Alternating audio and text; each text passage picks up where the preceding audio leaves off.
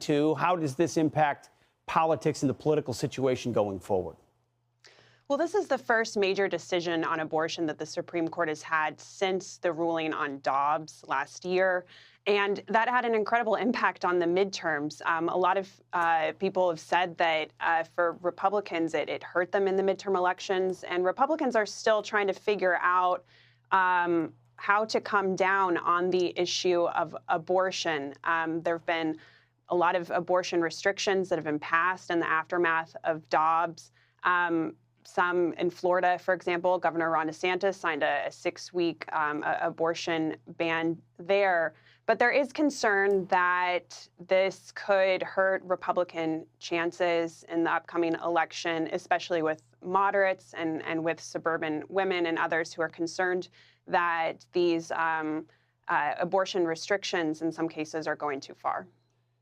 So setting aside, personal beliefs on this, just politically speaking, but this would say that these abortion pills are available to women, even in states where there are these restriction bans, correct?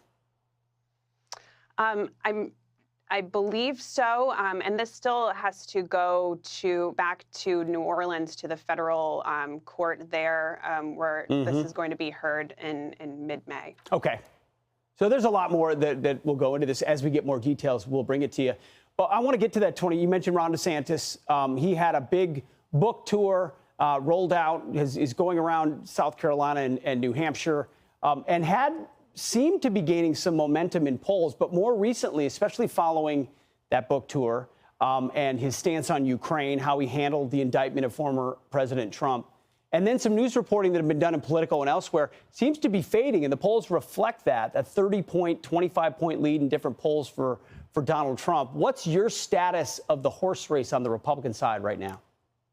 Well, we've seen almost a reversal in polling with Trump and DeSantis over the past few months. A recent Wall Street Journal poll showed that Donald Trump has a sizable lead over DeSantis, and that's a complete reversal from how it was back in December. And I think there are a few things that are at play.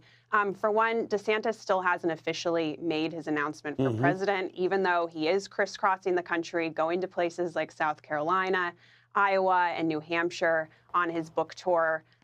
He still hasn't officially gotten into the race. And Donald Trump has been going after him repeatedly. He has national ads talking about DeSantis' stance on Social Security and Medicare, and he's repeatedly hitting him. And we saw Trump have a big boost in the aftermath of his indictment.